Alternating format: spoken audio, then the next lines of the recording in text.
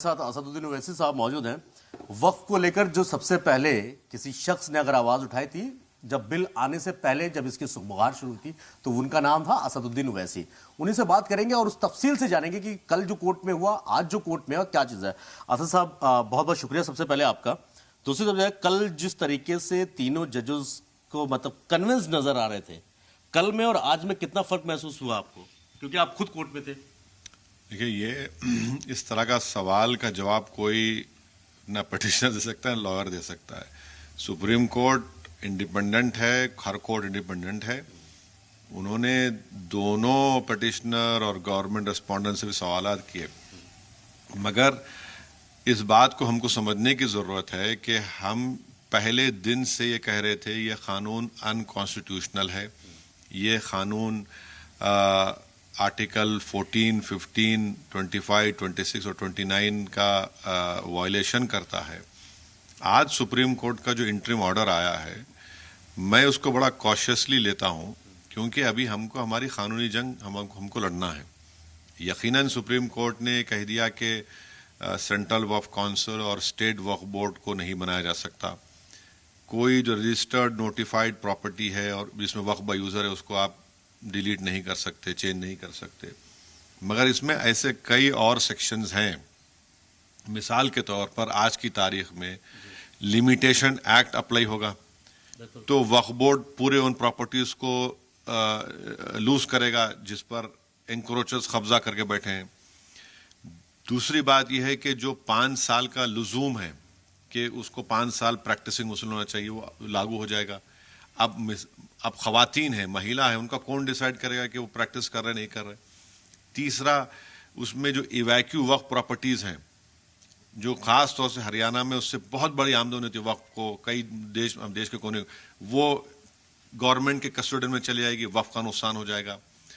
पांचवा, trust section 2 में जो ट्रस्ट है, जिसको सुप्रीम कोर्ट में ऑनरेबल एक जज साहब ने जजमेंट दिया था कि ट्रस्ट भी वक्फ की प्रॉपर्टी होगी, वो पूरे ट्रस्ट निकल जाएंगे, जिसमें भारत के दौलतमंद आदमी को फायदा होगा। वो आज से ओनर बन जाएगा अपनी प्रॉपर्टी का, अपने घर का, जिसको खोजा यतीम खाने बना, वो आज से ओनर बन जाएगा। कई रूल्स सेंट्रल केंद्र सरकार बना सकती है, ऐसे रूल्स बनाएंगे जिससे वक्फ कमजोर होगा।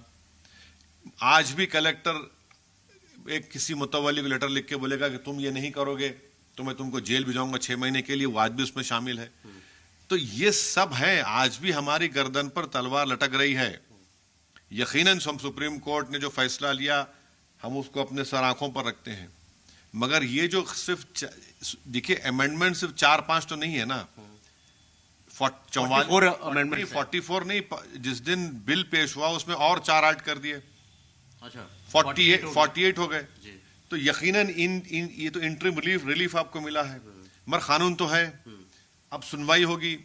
तो बड़ी कानूनी जंग लड़ना है, अभी बाकी है, और हमको अपना जो एहतजाज है जमहूरी तरीके से, पुरअमन तरीके से, हमको उसको जारी रखने की जरूरत है।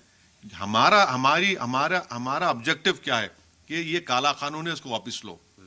कानून तो आज भी है, कानून कल भी रहेगा। वो इंटरिम रिलीफ तो दिया गया है, मगर दूसरे प्रोविजन से तो नुकसान हो रहा है ना हमको। वक्फ की प्रॉपर्टीज तो चल जाएंगी। तो और ये ऐसी सरकार है जो वक्फ को बचाने के लिए ये कानून नहीं बनाया है, वक्फ को लूटने के लिए, वक्फ को खत्म करने के लिए उन्होंने कानून बनाया है। ऐसा क्यों लगा आपको कि क्या, कौन सी ऐसी चीज, जैसे आपने कहा कि लिमिटेशन एक्ट बनेगा, उसमें लिमिटेशन एक्ट पर तो रिलीफ आज नहीं आया, जिक्र नहीं आया।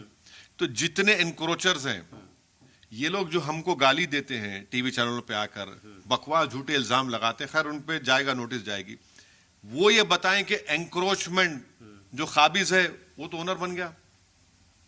अरे बेवकूफो, जब तुम दुश्मनी मुझसे कर रहे हो, मुझ पर झूठा इल्जाम लगा रहे हो, तो कभी पढ़ तो लो जालिमो। जो पंजाबी बोलते क्या बोलते, जल्लो बोलते, क्या बोलते उनको, जल्लो। अरे तुम पढ़ तो लो, हाँ तुम पढ़ तो लो। जब तुम ये कह रहे हो कि फुला काबिज है, तो वो मालिक बन रहा है ना इस कानून से। मतलब जो पोजीशन में जो स्टैम्प है वो मालिक हो गया। लिमिटेशन एक्ट जब अप्लाई होगा, 12 साल से जो काबिज है ओनर बन गया। वक्फ, अच्छा वो हिंदू धर्म में लिमिटेशन एक्ट अप्लाई नहीं होता। ये कानून किसने बनाया? मोदी ने बनाया।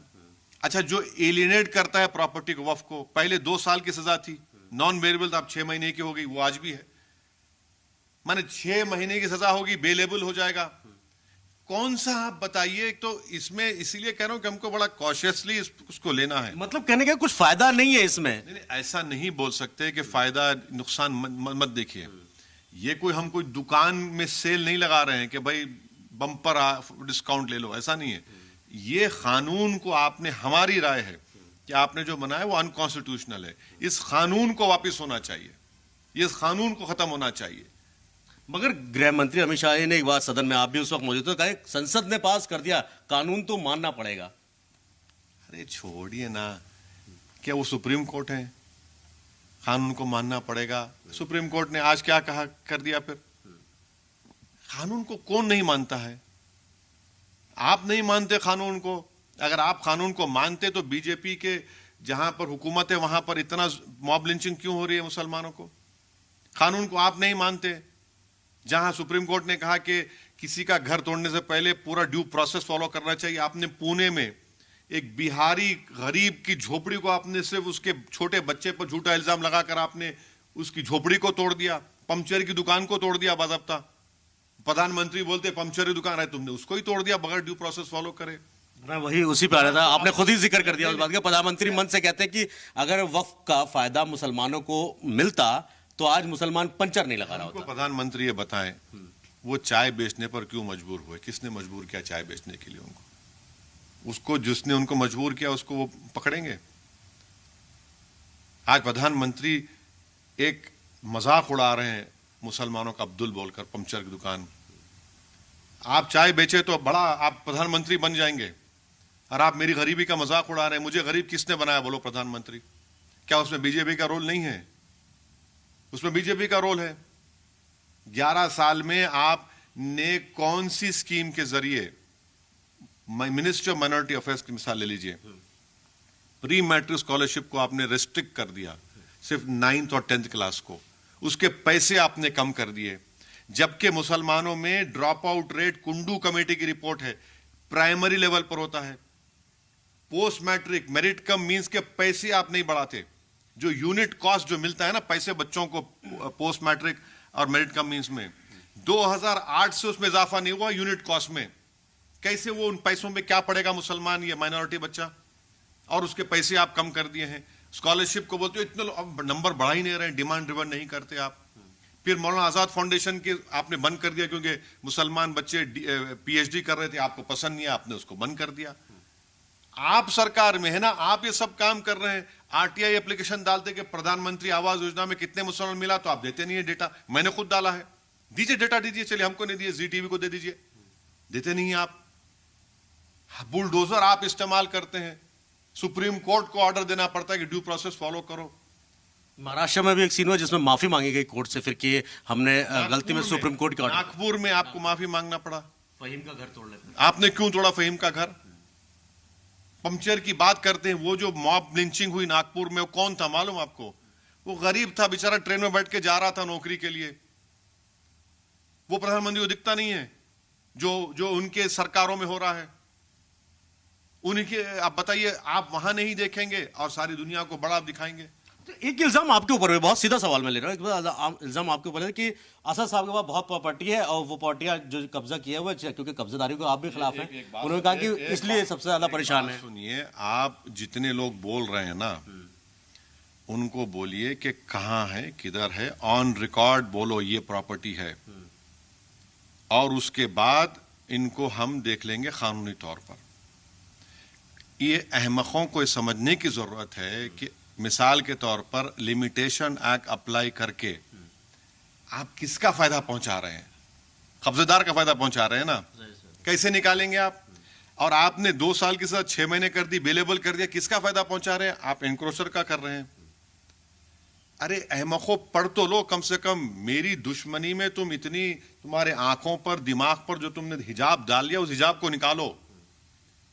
آپ کو مودی آر ایس ایس سے محبت ہے, کرو آپ. میں محبت کس سے بھی کر سکتے. انگریزی میں کہتے لو از بلائنڈ. ٹھیک ہے تمہاری لو بلائنڈ ہے, مگر یہ تو دیکھ لو کیا ہو رہا ہے, کیوں کر رہا ہے, کہاں پہ ہو رہا ہے, کس لیے ہو رہا ہے, دیکھ تو لو. اور جو بکواس کر رہے ہیں نا، جب ویڈیو پروف جب آ جاتا ہے تو پھر آپ کو تو بی این ایس میں پروویژن ہے، وہ نام پروویژن ہے، وہ قانون بنایا گیا پارلیمنٹ میں. آپ یہ مت سمجھیے کہ ہم خاموش بیٹھنے والے ہیں. مگر اب یہ جو تم سپریم کورٹ، یہ نصیحت ہے ان لوگوں کے لیے. میں نصیحت نہیں کر رہا ہوں، میں کہہ رہا ہوں کہ بھائی آپ یقیناً وہ لوگ قابل لوگ ہیں. ٹوئنکل ٹوئنکل لٹل اسٹار میں بھی ہوں، مجھے بھی تھوڑا بہت قانون آتا ہے، ٹھیک ہے ہم بھی قانون استعمال کریں. مگر آپ، سوال میرا نہیں ہے بھائی، سوال 18 کروڑ مسلمانوں کا، سوال اس دیش کی کانسٹیٹیوشن کا ہے. میں چھوڑیے، میرے سے 56 لوگ آگے چلے جائیں گے. سوال دیش کے سمویدھان کا ہے، سوال دیش کے سمویدھان کے چیپٹر 3 کا ہے، سوال theory of separation of powers کا ہے جو بیسک سٹرکچر کا حصہ ہے. یہ لوگ ڈائیگریس کر رہے ہیں میرا نام لے کر. مجھے معلوم کہ میں ان کے لیے ایک لیلا ہوں. جب تک میرا نام نہیں لیے ان کے پیٹ میں درد نہیں ہوتا، ان کے گھر میں لائٹ نہیں لگتی. تو اسی لیے شاید آپ ہی کو سب سے زیادہ یاد کیا جاتا ہے اسی وجہ سے. میں تو کہہ رہا ہوں نا، دیش کی لیلا میں ہوں. ظاہر ہے جب تک لیلا کا نام نہیں لیے تو ان کو نمبر بڑھانے کا ہے پپا جی کے ان کے سامنے کہ دیکھو پپا ہم نے لیلا کا نام لے لیا. تو ٹھیک ہے بھیا، مگر قانون تو پڑھو. اور یہ بار بار سوال کرتے ہیں کہ کیا ایک اسپتال بتائیے.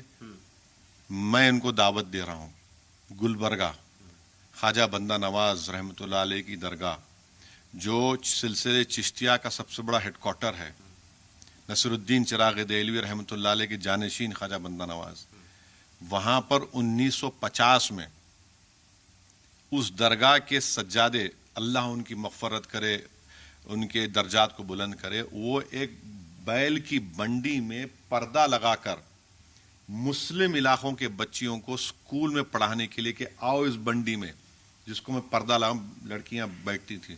آج بھی اسکول ہے وہاں، ایک میڈیکل کالج ہے وہاں پہ، ایک انجینئرنگ کالج ہے، ڈگری کالج ہے. یہ دکھتا نہیں ہے کیا ان لوگوں کو؟ دکھتا نہیں ہے یہاں پہ کتنے وقف پراپرٹیز دلی میں جس سے فائدہ پہنچ رہا ہے. ہاں اس کو اور اچھا کرنا ہے. کیسے اچھا کر سکتے؟ ان کو پاورز دو. آپ جو قومی ترقیاتی scheme ministry of minority affairs میں آپ جا کر دیکھیے، 2022-23 میں 17 کروڑ الوکیٹ ہوئے تھے بجٹ میں تاکہ وقف کے پراپرٹیز میں ریونیو بڑھ سکے. آپ نے کیا کیا؟ صرف 1 کروڑ ریلیز کیا آپ نے، 1 کروڑ. اور مودی جی بولتے پمچر. آپ کیا کر رہے ہیں؟ 11 سال میں آپ کے پاس ایک مسلمان ایم پی نہیں ہے. نہ آپ کے پاس ہے، نہ نتیش کمار کے پاس ہے، نہ چندرا بابو نائیڈو کے پاس ہے، نہ چراغ پاسوان کے پاس ہے، نہ اجیت پوار کے پاس ہے، نہ جینت چودھری کے پاس ہے. کس منہ سے آپ یہ بات کہہ رہے ہیں؟ آپ تو مسلم پولیٹیکل ایجنسیز کو سب ختم کر رہے ہیں. کہاں ہے پھر بتائیے؟ اچھا، ایک چیز میں اور جاننا چاہوں گا آپ سے کہ کورٹ میں آپ لوگوں نے کئی کیا 70 سے زیادہ پٹیشن داخل کی گئی، حالانکہ اب اگلے ٹاپ 5 کو لسٹڈ کرنے کی بات کہی گئی ہے. کل 11 لوگوں کو سنا تھا. اب کیا لگ رہا ہے آگے؟ ابھی آپ کہہ رہے ہیں کہ تلوار تو ابھی بھی لٹکی ہوئی ہے. آپ کو لگتا ہے کہ تھوڑی بہت تو راحت ملی ہے، کچھ نہیں ملی ہے؟ کاشیس رہنے کی ضرورت ہے. ابھی لیگل جنگ ختم نہیں ہوئی ہے. ہم کیا آبجیکٹو لے کر آئے تھے کہ یہ پورا قانون انکانسٹیٹیوشنل ہے، اور اس قانون میں صرف یہ 4-5 امینڈمنٹ نہیں ہے، بہت سے ایسے امینڈمنٹ ہیں. میں پھر سے کہہ رہا ہوں، 5 سال کا جو کہہ رہے ہیں 5 پریکٹس کون کرے گا بھائی؟ لمیٹیشن ایکٹ سے پورے انکروچرز مالک بن رہے ہیں. سیکشن 2 سے ٹرسٹ نکل گیا، پورے کے پورے دیش کا سب سے ڈیولپ آدمی کو فائدہ پہنچے گا. ایویکیو وقف پراپرٹی، لاکھوں روپے کی آمدنی، کروڑوں روپے کی آمدنی اس سے وہ ختم ہو جائے گی، وقف نہیں رہے گا. تو یہ سب چیزیں ہیں نا. ایک چیز اور چیز میں جانا چاہوں گا، کورٹ میں کئی سارے اہم مدعا، آج جب بات ہوئی تو محض 20 سے 25 منٹ کی سنوائی کل 2 گھنٹے 15 منٹ کے آس پاس چلی تھی. آج 5 مطلب شروعات میں ہی ہو گیا. ایس جی نے بولا، یعنی کہنے کو کچھ تھا کہ ایس جی نے کہا کہ ہمیں وقت دے دیجیے اور کورٹ نے ان کو وقت دے دیا. دیکھیے، کاروائی پر ہاں پر ہم بیٹھ کے تبصرہ نہیں کرے تو بہتر ہے. وہ سپریم کورٹ کا اختیار ہے. چیف جسٹس کا کورٹ ہے، کورٹ نمبر 1 ہے، اس پر میں کچھ نہیں کہوں گا. تو سپریم آنریبل چیف جسٹس کے بینچ نے تو سب سے سوالات کیے نا، پٹیشنر سے بھی کیے، گورنمنٹ سے بھی کیے، ریسپونڈنٹ سے بھی کیے. تو وہ ان کا رائٹ ہے، وہ مالک ہیں اس کورٹ کے.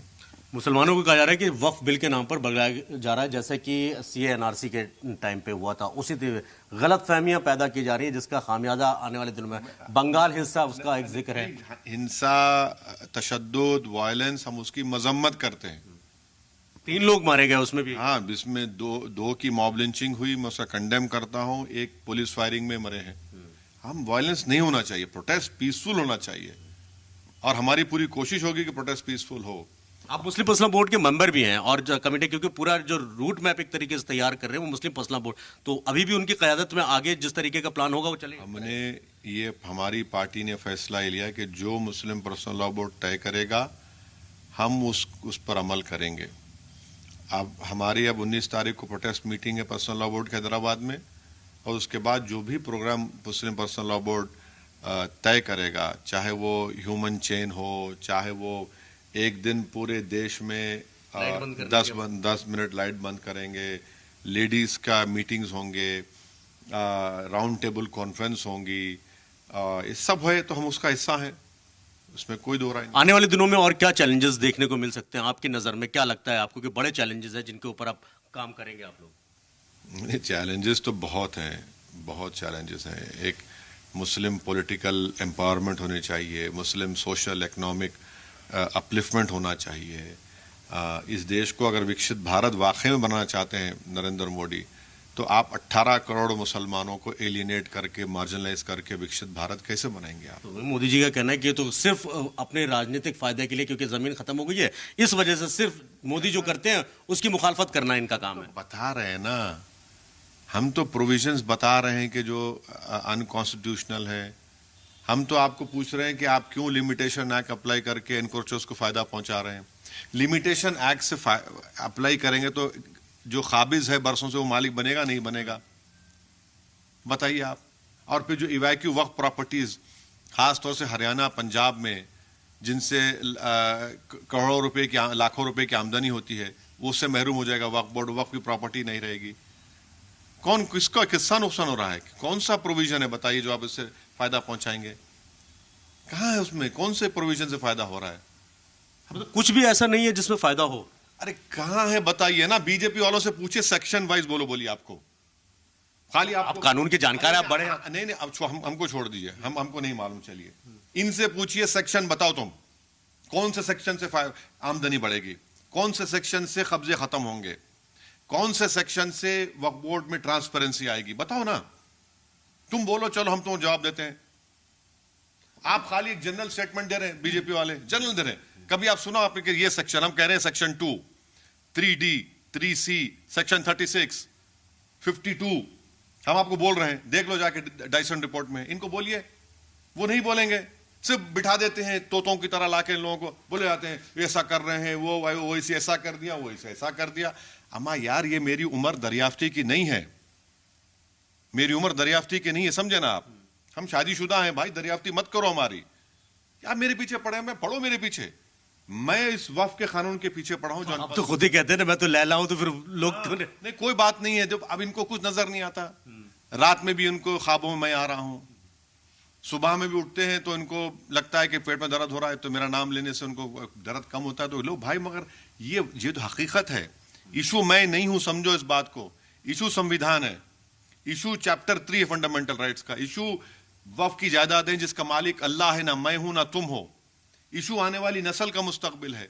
जो काम प्लेसेस ऑफ वर्शिप एक्ट के रहते हुए बीजेपी नहीं कर सकती थी, वो इससे करना चाहती थी. समझिए इस बात को आप.